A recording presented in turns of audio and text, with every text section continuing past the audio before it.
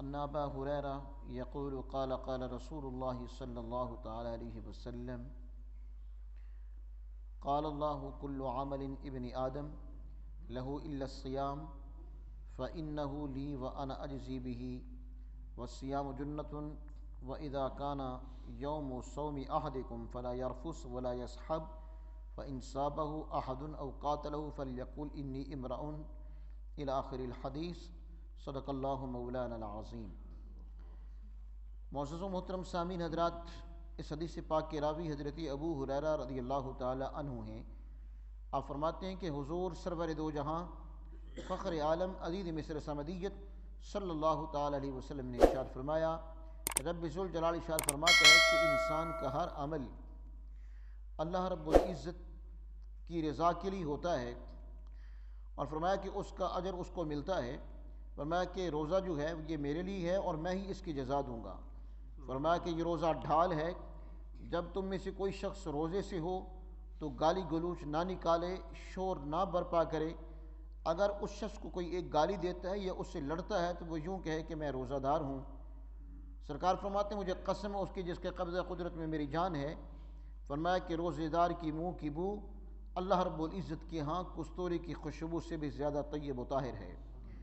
فرمایا کہ روزہ دار کے لیے دو فرحتیں ہیں، ایک فرحت جب وہ روزہ افطار کرتا ہے تبھی اسے خوشی ملتی ہے، اور جب وہ اپنے رب سے ملاقات کرے گا تب وہ اس روزے کی وجہ سے خوش ہوتا ہے۔ اب غور فرمائیے کہ اللہ پاک نے اس امت کو بخشنے کے لیے کس طرح کے ذرائع اور وسائل پیدا کیے ہیں۔ سرکار دو جہاں صلی اللہ علیہ وسلم ارشاد فرماتے ہیں کہ رب ذوالجلال فرماتا ہے کہ انسان کا ہر عمل جو ہے اس پر اس کو اجر و ثواب ملتا ہے۔ فرمایا کہ یہ روزہ واحد ایک ایسی عبادت ہے کہ رب ذوالجلال فرماتے ہیں کہ یہ میرے لیے ہے اور میں ہی اس کی جزا دوں گا۔ اب دیکھیے کہ ہر عمل پر اس کو جزا ملتی ہے، انسان کو اعمال صالحہ کوئی بھی کرے، صدقہ کرتا ہے، خیرات کرتا ہے، اس کے علاوہ نوافل ادا کرتا ہے، ذکر اذکار کرتا ہے، ہر چیز پر انسان کو اجر و ثواب ملتا ہے۔ لیکن رب ذوالجلال فرماتے ہیں کہ یہ روزہ صرف اور صرف میرے لیے ہے، میں ہی اس کی جزا دوں گا۔ اس کی وجہ یہ ہے کہ یہ واحد ایک ایسی عبادت ہے جو مخلوقات سے پوشیدہ ہوتی ہے۔ اب ظاہر کہ کسی کو کیا معلوم کہ اس نے روزہ رکھا ہے یا نہیں رکھا، چونکہ اللہ اور اس کے جو ہے وہ بندے کے مابین ایک راز ہوتا ہے۔ تو سرکار دو جہاں صلی اللہ علیہ وسلم فرماتے ہیں کہ رب ذوالجلال فرماتے ہیں کہ یہ روزہ میرے لیے ہے اور میں ہی اس کی جزا دوں گا۔ اور اس کے بعد سرکار نے فرمایا کہ یہ روزہ جو ہے وہ ڈھال ہے، مطلب گناہوں سے ڈھال ہے کہ انسان کو جو ہے وہ گناہ نہیں کرنے دیتا۔ ظاہر ہے کہ جب انسان روزے کے ساتھ ہوتا ہے تو کافی ساری گناہ ہیں جس سے انسان محفوظ رہتا ہے۔ اور پھر فرمایا کہ جب تم میں سے کوئی شخص روزے سے ہو تو گالی گلوچ نہ کرے اور شور بھی نہ کرے۔ عمومی طور پر انسانی فطرت ہے، جبلت ہے انسانی، کہ جب یہ گفتگو کرتا ہے تو اس کے گفتگو میں، اس کے لہجے میں ایک ایسی تلخ لہجہ ہوتا ہے جس سے کسی دوسرے مسلمان کو تکلیف ہوتی ہے۔ تو امام الانبیاء صلی اللہ علیہ وسلم ارشاد فرماتے ہیں کہ جب انسان روزی کے حالت میں ہو تو کسی کو گالی گلوچ نہ نکالے اور نہ ہی شور کرے، جس طریقے سے عمومی طور پر بعض حضرات کی جو ہے وہ عادت ہوتی ہے یا ان کا لہجہ ایسا ہوتا ہے کہ جب وہ گفتگو کرتے ہیں تو محسوس یہ ہوتا ہے کہ جیسے یہ ہم سے لڑتا ہے۔ فرمایا کہ تم اپنی آواز بھی دھیمی رکھو۔ اور اس کے بعد فرمایا کہ اگر خدا نہ خواستہ تم سے کوئی شخص لڑتا ہے یا تمہیں گالیاں دیتا ہے تو اس کے جواب میں اسے گالیاں نہ دو، اور اس کے جواب میں اسے لڑو نہیں، بلکہ اسے یوں کہو کہ انی امرؤ صائم، کہ یار میں روزہ دار ہوں، بس یہی بات کہہ کر تم خاموش ہو جاؤ۔ عمومی طور پر انسان کی فطرت ہے کہ اگر کوئی شخص اس کو گالیاں دیتا ہے یا اسے لڑتا ہے تو جب تک کہ وہ اسے دوگنا کام نہ کر لے تب تک اسے سکون حاصل نہیں ہوتا۔ حالانکہ یہ بات بالکل غلط ہے اور اس سے انسان کا جو اجر و ثواب ہے وہ ختم ہو جاتا ہے۔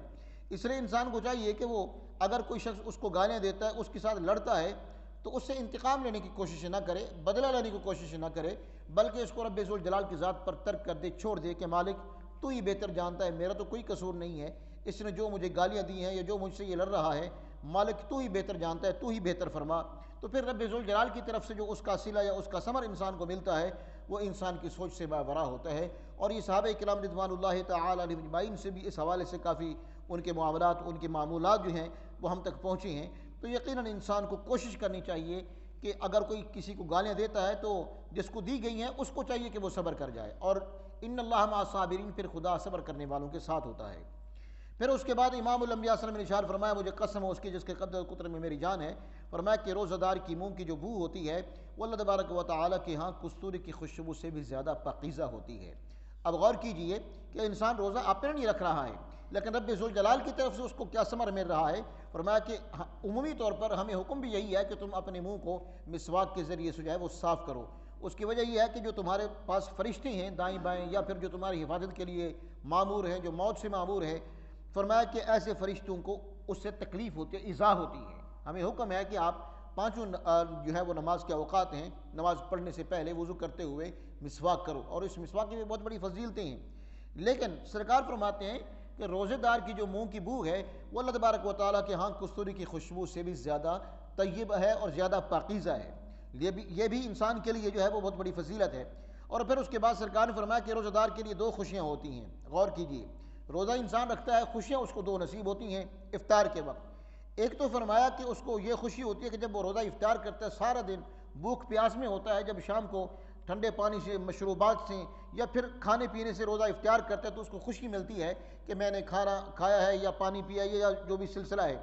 اور فرمایا کہ دوسری جو اہم اس کو جو ملتی ہے خوشی وہ یہ ہے کہ وہ اپنے رب سے ملاقات کرتا ہے۔ اب غور ظاہر کیجیے کہ اس سے بڑھ کر فضیلت کیا ہو سکتی ہے اس ماہ مقدس کے، ان بابرکت لمحات کی، ان گھڑیوں کے، اس روزے کی۔ فرمایا کہ ایک تو کھانے کی خوشی اور دوسری پھر اپنے رب کی ملاقات کی خوشی۔ عمومی طور پر ہوتا یوں ہے کہ انسان کو دو خوشیوں میں سے ایک نصیب ہوتی ہے، یا تو کھانے کی یا پھر رب کی ملاقات کی۔ ظاہر ہے کہ اگر رزق حرام کا ہے تو پھر وہ بظاہر تو خوشی ہوتی ہے کہ میرے پاس مال و دولت ہے، سرمایہ ہے، لیکن وہ جو لقاء ربی ہے وہ انسان کو حاصل نہیں ہو پاتی۔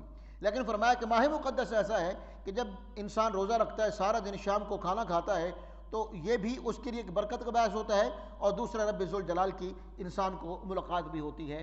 یہ الگ سی بات ہے کہ جو ہمارا باطن ہے اس کے اندر کتنا ثقل ہے اور کتنی لطافت ہے۔ جتنا ثقل زیادہ ہوگا اتنی چاشینی لذت عبادت میں کم ہوگی، اور جتنی لطافت زیادہ ہوگی اتنی ہی چاشینی لذت اور وہ جو رب کے ذوالجلال کی ملاقات کا سسٹم ہے وہ کچھ زیادہ ہی مضبوط ہوگا۔ تو اسی لیے کوشش کیجئے کہ اپنے اس باطن کو، اس روحانی قوت کو مضبوط کرنے کی کوشش کریں، جو اسی شکل میں مضبوط ہوگی کہ ہم حرام سے محفوظ رہیں، گالی گلوچ سے محفوظ رہیں، ہر اس کام سے اپنے آپ کو محفوظ رکھیں جو اللہ اور اس کے رسول کے فرمان کے خلاف ہے۔ لہذا جب ہم ایسا عمل کر لیں گے اور اپنی زندگی کو شریعت مطہرہ کے کالے میں ڈھالنے کی کوشش کریں گے تو ہماری جو باطنی قوت ہے، روحانی قوت ہے، یہ مضبوط سے مضبوط تر ہوتی چلی جائے گی۔ پھر لقاء ربی انسان کو حاصل ہوگی، پھر اس کے جو فوائد و ثمرات ہیں وہ یقیناً انسان کو ملیں گے۔ دعا کیجیے رب ذوالجلال ہم سب کو قرآن و حدیث کی صحیح فہم عطا فرمائے۔ آمین ثم آمین، وآخر دعوانا الحمدللہ رب العالمین۔